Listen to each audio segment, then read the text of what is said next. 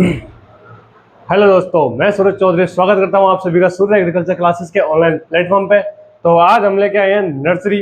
तो नर्सरी में क्या क्या होता है, किस तरीके से कहाँ नर्सरी बनानी चाहिए अपन को, लोकेशन क्या होनी चाहिए, ये सब कुछ अपन पढ़ेंगे। उसके लिए मृदा कौन सी चाहिए होती है, सिंचाई किस तरीके से की जाती है, ये सारी चीजें अपन पढ़ने वाले हैं किसके अंदर, नर्सरी के अंदर। तो अपन ये टॉपिक है कुछ, ये नर्सरी के अंदर ये सारे टॉपिक अपन क्लियर करने वाले हैं, ठीक है। तो पहला पढ़ेंगे अपन परिभाषा, फिर पढ़ेंगे लोकेशन, फिर पढ़ने वाले हैं अपन मृदा, फिर सिंचाई। सिंचाई के बाद में कार्यालय, घर और भंडार गृह, ये कहाँ होने चाहिए नर्सरी के अंदर, ये अपन पढ़ने वाले हैं। और दशानुकूलन की क्रिया क्या होती है, प्रोट्रैक क्या होती है, प्रिकिंग ऑफ की क्रिया क्या होती है, क्या रही के प्रकार, कौन समतल क्या रही, उठी हुई क्या रही, गहरी क्या रही, कहाँ बनाई जाती है, ये अपन पढ़ने वाले हैं क्या रही प्रकार में।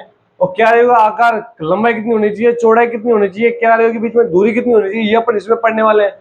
और गड्ढे तैयार करने का समय, कि गड्ढे कब तैयार करने चाहिए, 1 महीने पहले या 2 महीने पहले पौध लगाने से, तो वो अपन इसमें पढ़ेंगे।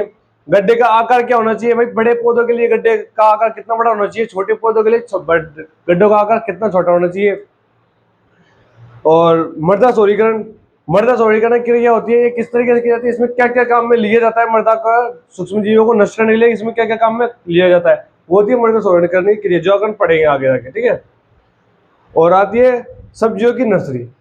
सब्जियों की नर्सरी में सब्जियों का कौन कौन सब्जियों के लिए क्षेत्रफल कितना चाहिए होता है, नर्सरी 1 हेक्टेयर के लिए नर्सरी का क्षेत्रफल कितना चाहिए होता है, और कब इनको पौधों को खेत में स्थानांतरित किया जाता है, ये नर्सरी में पढ़ेंगे सब्जियों की। फूलों की नर्सरी, फूलों की नर्सरी में भी सेम यही बातें इसमें पढ़ेंगे। और हाईटेक नर्सरी क्या होती है, इसमें कौन सी फसल उगाई जाती है हाईटेक नर्सरी में, ये अपन पढ़ने वाले हैं, ठीक है। तो पहले आज अपन पहले समझेंगे। अगर मैं इनको टॉपिकों को पढ़ाने लग गया तो ये क्लास बहुत ही लंबी हो जाएगी, तो अपन आज तो अपन समझेंगे इसमें, ठीक है। और नेक्स्ट क्लास में इसको पूरे टॉपिकों को अपन सीक्वेंस से पढ़ लेंगे, ठीक है। तो आज समझने का काम रहेगा अपना। अब परिभाषा की बात करते हैं अपन, परिभाषा क्या होती है। जैसे कि छोटा बच्चा होता है, छोटे बच्चे को अपन कहाँ डालते हैं, सबसे पहले स्कूल में, जो कि नर्सरी क्लास होती है, जानते हो आप, नर्सरी यानी कि LKG UKG, तो उनमें नर्सरी क्लास बोलते हैं उनको, ठीक है। सबसे पहले उसको नर्सरी क्लास में डाला जाता है बच्चे को।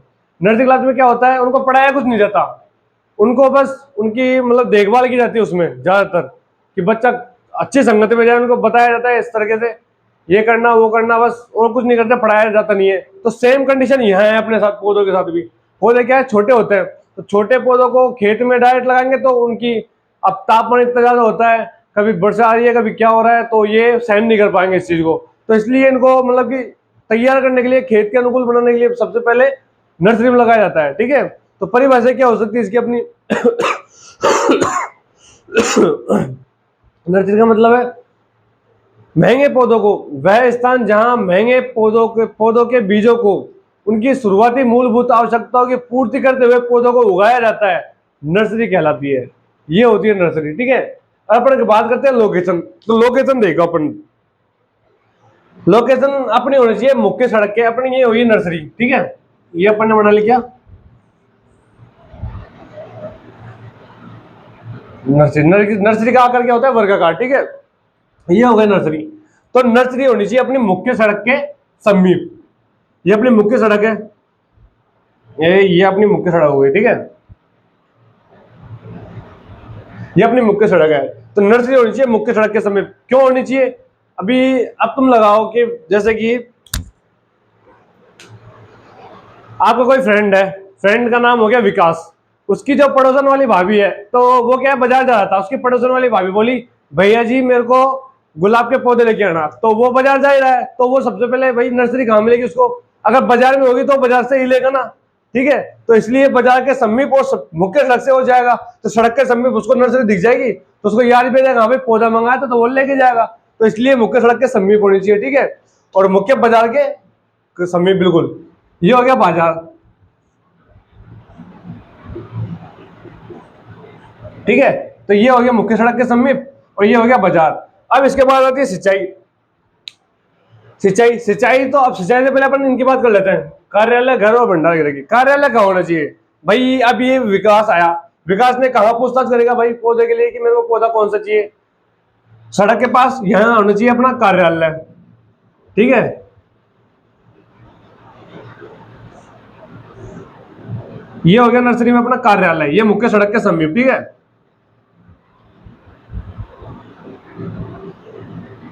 ये हो गया अपना कार्यालय।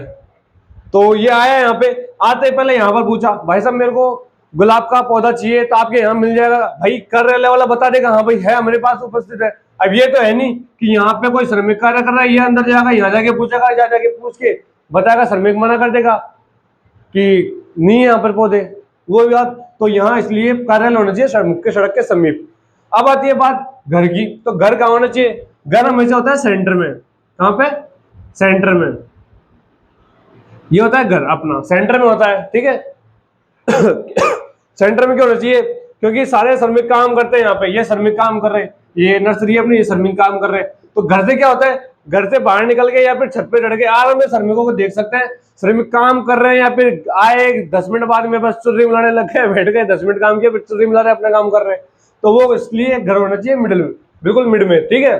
और अब बात करते हैं भंडार गृह की, तो भंडार गृह होना चाहिए घर के पास में। कहाँ पे? घर के पास में। ये हो गया भंडार गृह। कहाँ होना चाहिए? घर के पास में। क्यों होना चाहिए घर के पास में? भाई श्रमिक आएगा, श्रमिक आते घर से भंडार गृह से औजार लेगा, तो कोई भी सदस्य आगे औजार दे देगा, फिर आ जाएगा तो आके बस घर के किसी सदस्य को बुलाएगा और संभला कर चले जाएंगे श्रमिक। इसलिए भंडार गृह कहाँ होना चाहिए? मुख्य घर के पास में, ठीक है। ये हो गया अपना इनकी बात। अब बात करते हैं अपन सिंचाई की। तो सिंचाई किससे करते हैं? सिंचाई की सबसे उपयुक्त जो विधि होती है ना, वो मानी जाती है रोजकेन विधि।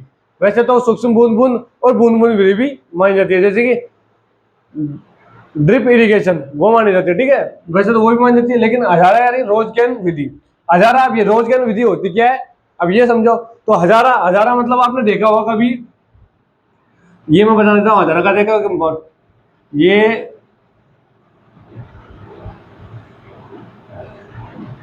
ये देखा होगा आपने कभी, ये होता है हजारा, ठीक है। ये देखा होगा, इसे बोलते हैं हजारा। अब इसमें से बूंद बूंद करके पानी निकलता है, ठीक है, ठीक है। तो ये होता है हजारा, क्योंकि क्यारी होती है जो अपनी छोटी आकार की होती है क्यारियां, तो छोटी आकार की आराम से अपन पानी दे सकते हो उसमें, इसलिए सबसे उपयुक्त मानते हैं हजारा विधि।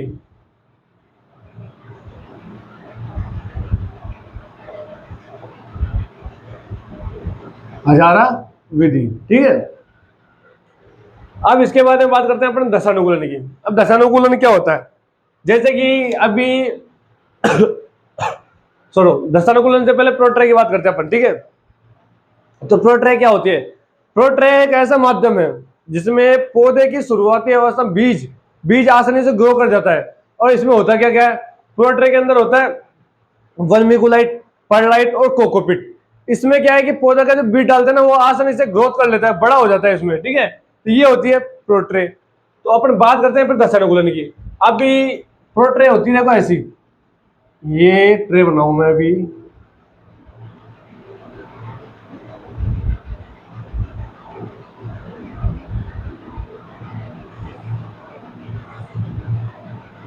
ये होगी ट्रे।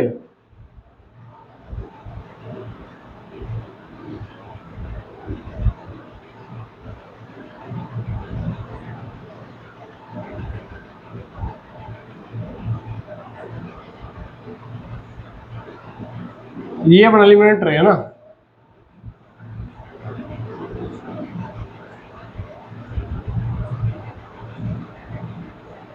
ये होगी प्रोट्रे। ये मतलब ये बिंदु ना, ये गहरा है जमीन के अंदर, मतलब कि ये ट्रे हो गई, ये अंदर की तरफ नीचे हो गया, गहरा है। जैसे कि ये ट्रे हो गई, ये ट्रे का हिस्सा ये नीचे, ये होती है ट्रे, ठीक है। जैसे कि अंडे की अपने प्लेट देखिए कि अंडे की प्लेट जो आती है इसमें अंडे रखे होते हैं, उस तरीके की होती है प्रोट्रे। तो इसमें क्या करते हैं? वर्मिकुलाइट, परलाइट और कोकोपिट, इन तीनों का मिश्रण भर देते हैं इसके अंदर, ठीक है। जैसे मिश्रण भर दिया तो इसमें क्या है, बीज डालते हैं, उसके अंदर बीज डाल देते हैं, तो पौधा इसमें ग्रो कर लेता है आराम से। ये इसमें बीज डाल दिए, इसको भर दिया अपन ने, देखो इसमें बीज डाल के ये भर दिया। अब इसमें पौधा निकलेगा, पौधा आसानी से ग्रो कर जाता है इसमें। ये पौधा निकल गया, देखो ये पौधा आसानी से ग्रो कर गया इसमें, ठीक है। ये होती है प्रोट्रे, समझ गए आप।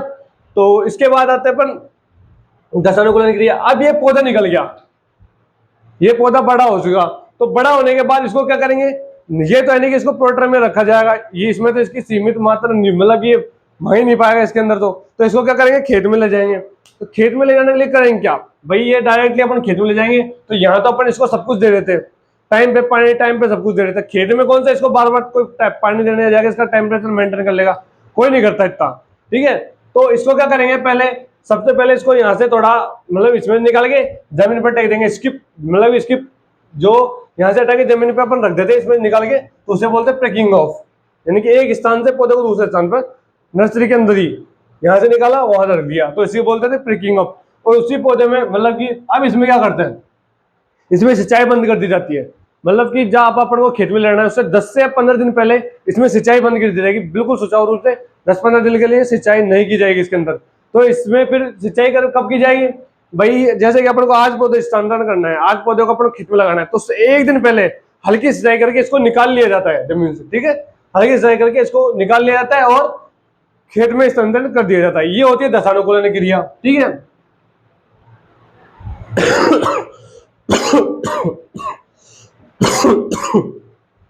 अब आता है क्यारियों का आकार। तो क्यारियों का आकार क्या होना चाहिए, देखो क्यारी होती है एक तो बिल्कुल ये अपनी जमीन है, तो जमीन पे अपन ने क्यारी बना दी, ये क्यारी होगी। देखो ये हो गई जमीन पे क्यारी। ठीक है, और बिल्कुल ये हो गई क्यारी अपनी जमीन पे, इसमें पौध लगा रखे हैं। देखे, एक तो ये हो गया समतल क्यारी, इसे बोलते हैं क्या, समतल क्यारी। ठीक है, क्यारी के प्रकार पढ़ रहे हैं पर ना। और अब एक होती है उठी हुई क्यारी। उठी हुई ये कहां लगाई जाती है, जहां औसत वार्षिक वर्षा होती है ना, वो बिल्कुल समान होती है, मतलब ना तो ज्यादा होती है ना कम होती है। तो उसी क्षेत्र में तो अपने क्या उगाया था, लगाते हैं समतल क्यारी। ठीक है, और अब आती है उसके बाद में उठी हुई क्यारी। उठी हुई क्यारी कहां, मतलब कि देखो ये अपना सरफेस है, ये अपनी जमीन हो गई, जमीन से इतनी ऊंचाई ले ली, माने कि 15 सेंटीमीटर ऊंची, ये ऊंचाई कर दी है ना। अब इसके ऊपर अपन क्यारी बनाएंगे, ये अपन ने ये बना दी क्यारी। ठीक है, नर्सरी ये बना दी अपन ने, इसके ऊपर नर्सरी।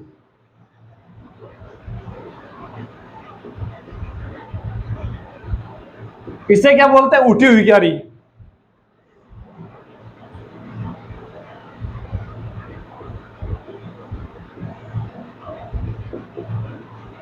ये हो गई उठी हुई क्यारी। ठीक है, अब तीसरी आती है जो होती है गहरी क्यारी। ये कहां बनाई जाती है उठी हुई क्यारी, जहां वर्षा अधिक होती है। अब ये क्या है कि नर्सरी का जो मुख्य रोग है ना, वो है डंपिंग ऑफ, जो कि होता है पीटीएम अफेंडिडर्मेटम के कवक के कारण होता है ये ना।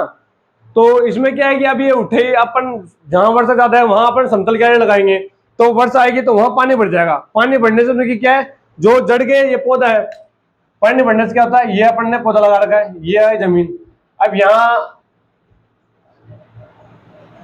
ये अपना पौधा है ना। ठीक है, अब ये भर गया पानी, ये भर गया यहाँ पे पानी। ठीक है, अब क्या होगा, ये पौधा होता है छोटा, तो यहाँ पानी बढ़ने से ये क्या है, यहाँ से गल जाएगा ये पौधा।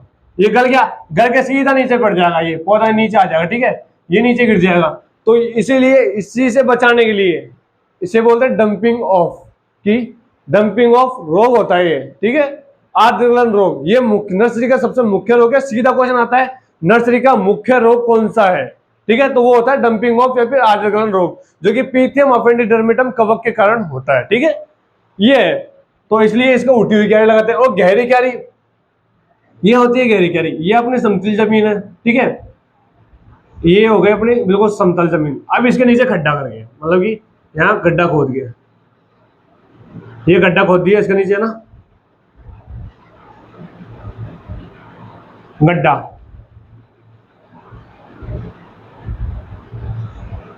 ये हो गया गड्ढा खोद गया ना।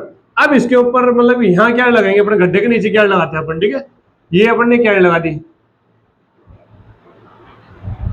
गड्ढे में। ठीक है, तो इसे बोलते हैं, बनी नहीं ठीक से तो मैं बना देता हूँ, ना समझ नहीं आएगा।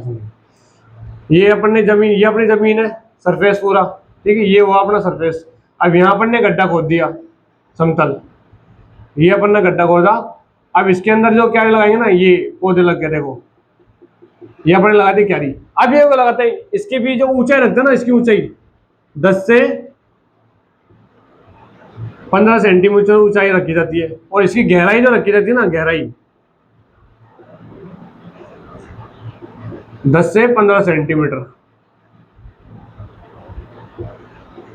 ठीक है, ये होगी ऊंचाई, ये हो गई गहराई, ये हो गया नर्सरी में, ये हो गए नर्सरी के प्रकार। ठीक है, अब आता है नर्सरी का आकार कितना होना चाहिए। भाई कितनी तो चौड़ी होनी चाहिए नर्सरी, कितनी लंबी होनी चाहिए, और दो नर्सरियों के बीच गैप कितना होना चाहिए। तो ये होता है लंबाई जो होती है ना नर्सरी की, कहां लिखूं, आकार, छोटा समझ लो, मैं लिख देता हूं। जो लंबाई है, लेंथ, लंबाई होनी चाहिए अपनी 3 से 5 सेंटीमीटर। ठीक है, और चौड़ाई होनी चाहिए अपनी, चौड़ाई होनी चाहिए अपनी 1.5 से 2 सेंटीमीटर, 1.5 से 2 सेंटीमीटर। ठीक है, और अब आज बात करते हैं अपन दो क्यारी के बीच गैप की। मध्य गैप, दो क्यारियों के मध्य गैप, दो क्यारियों के मध्य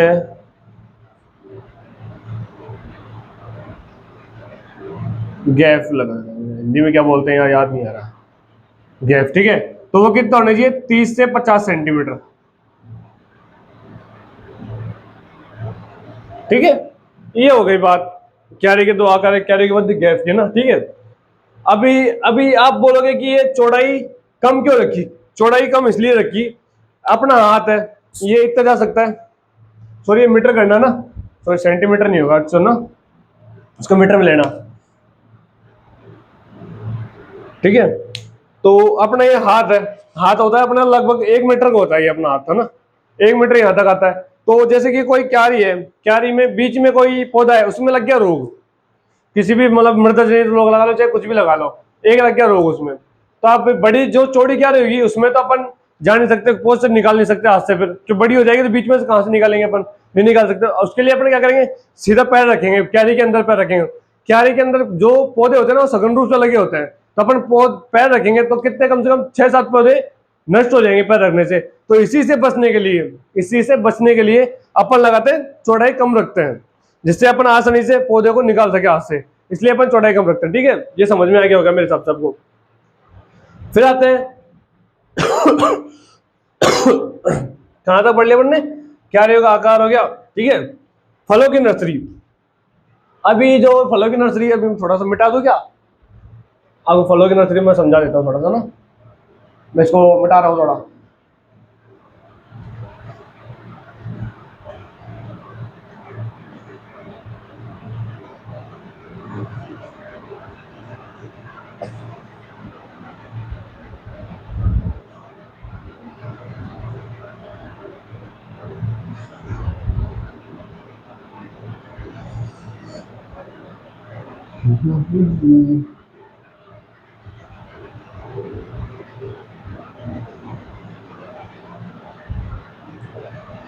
देखो फलों की नर्सरी, जो पौधे होते हैं ना फलों के, जो होते हैं दो प्रकार के, एक तो होते हैं पर्णपाती और एक सदाबहारी पौधे। ठीक है, तो मैं लगा देता हूं फलों की नर्सरी। इसमें पौधे क्या होते हैं, दो प्रकार के, एक तो कौन से, सदाबहारी,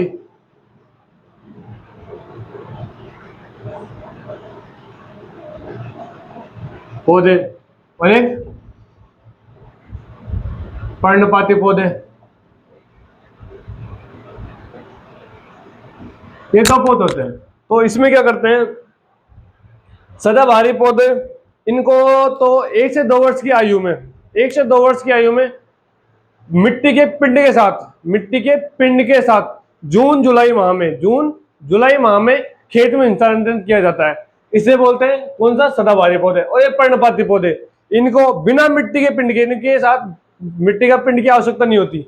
अब इसमें क्या होता है देखो एक बार, सदाबहारी पौधे हैं, अब अपन जो छोटे होते हैं तो अपन स्कूल जाते हैं, तो स्कूल जाते वक्त अपन को कोई पौधा बड़ा पेड़ दिख जाता है, जैसे कि आम का पेड़ है, तो आम के पेड़ के नीचे छोटे पौधे उगल निकल जाते हैं आम के, तो अपन क्या करते हैं उनको उखाड़ते हैं, तो अपन उखाड़ के ले आते हैं उसको डायरेक्ट, तब उसमें मिट्टी आई हो चाहे नहीं हो, जड़ निकल देती है, अपन लाके लगा देते हैं उनको।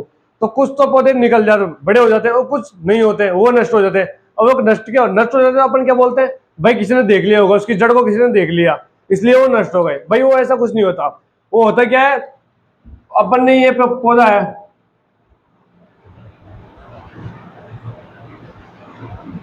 ये पौधा है ना,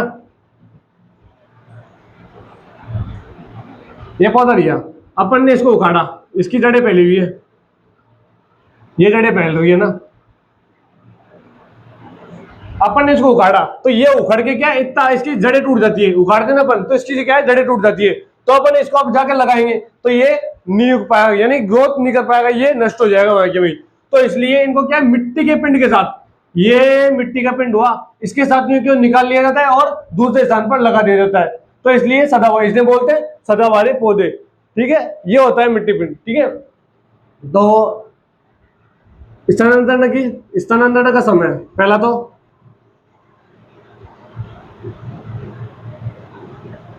स्थानांतरण का समय, स्थानांतरण का समय क्या होगा, 1 से 2 वर्ष की आयु में, 1 से 2 वर्ष की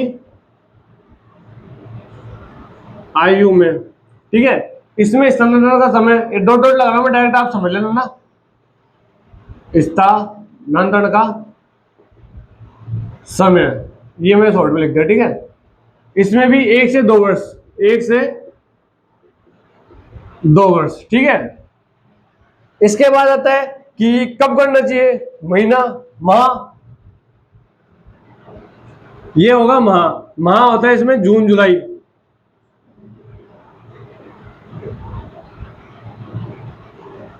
जून जुलाई में इसको स्थानांतरित करना चाहिए। और इसके बाद में आता है समय, इसमें भी माह कौन सा आएगा, माह आएगा इसमें जनवरी फरवरी।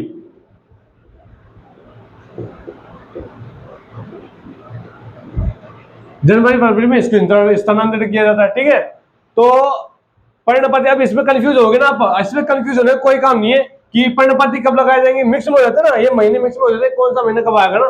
तो पर्णपाती में पर्ण यानी पहले, प यानी पहले, तो पहले कौन सा महीना आता है, जनवरी फरवरी। ठीक है, तो ये शॉर्ट जनवरी फरवरी, डायरेक्ट बचा ये जून जुलाई।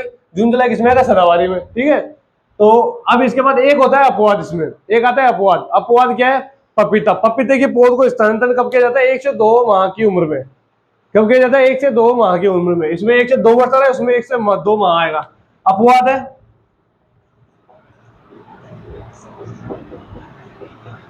पपीता।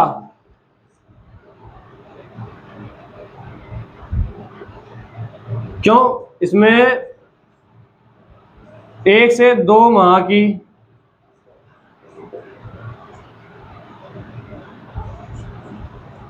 उम्र में पौध स्थानांतरण की जाती है। पौध का स्थानांतरण खेत में कर दिया जाता है।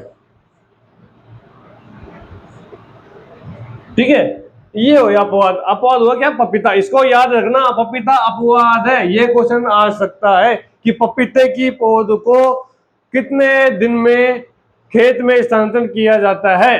ये, और जो मैंने रोग बताया था अभी आपको, डंपिंग रोग, जो कि पपीते का ही मुख्य रोग है। वो किसका, पपीते में बहुत हानिकारक रोग है, पपीते में बहुत जल्दी लगता है। ठीक है, और पपीते के लिए ये मर्दा की बात करते हैं, तो मर्दा भी कौन सी चीज होती है अपन को, मर्दा चाहिए होती है इसमें बलुई दोमट। मर्दा कौन सी होती है,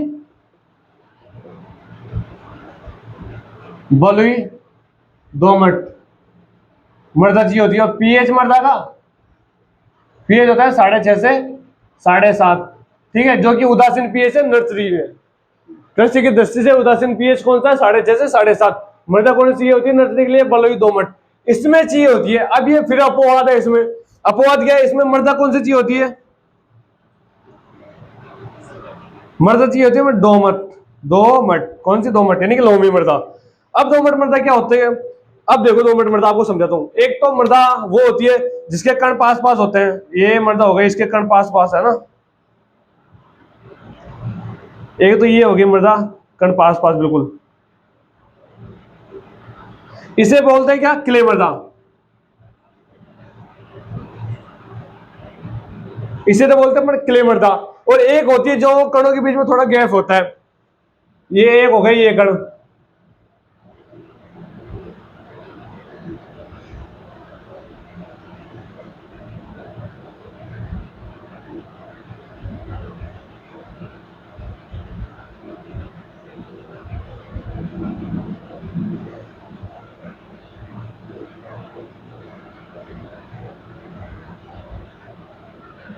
ये हो गया मरकण।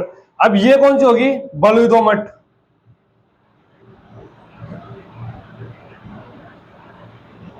ये हो गई बलुई दोमट मृदा। अब तीसरी आती है कौन सी, दोमट मृदा। अभी अपन ने बताई दोमट मृदा। दोमट मृदा में क्या होता है, इसके कण जो होते हैं ना, ये कण होते हैं दूर दूर।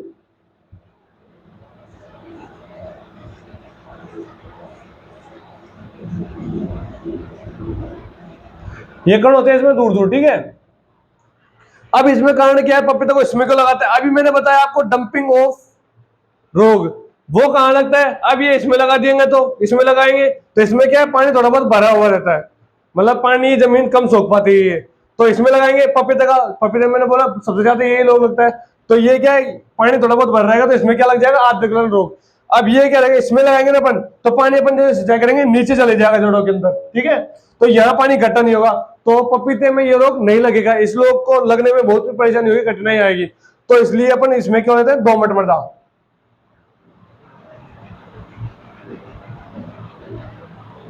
ये हो गया दोमट मृदा, ठीक है।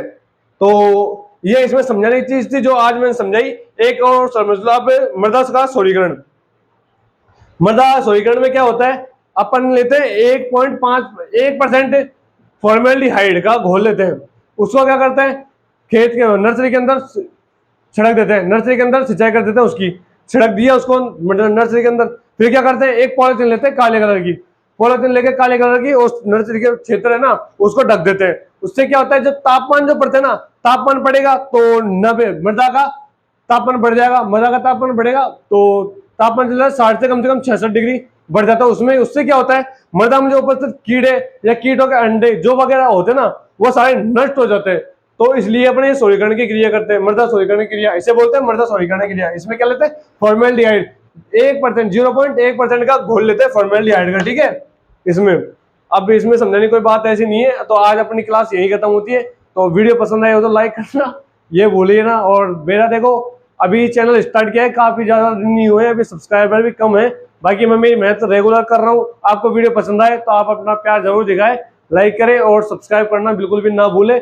मिलते हैं अगले पार्ट में, ठीक है। अगले पार्ट में अपन सारी चीजों की थ्योरी क्लास लिखेंगे, बिल्कुल थ्योरी पढ़ेंगे नहीं सब चीजों की, ठीक है। परिभाषा क्या है, लोकेशन क्या है, सब कुछ थ्योरी के वाइज पढ़ देने वाले हैं, ठीक है। आज मैं इस पार्ट में समझाया, वो कल पूरी थ्योरी लिखवा दूंगा, ठीक है। मिलते हैं अगली क्लास में, ओके।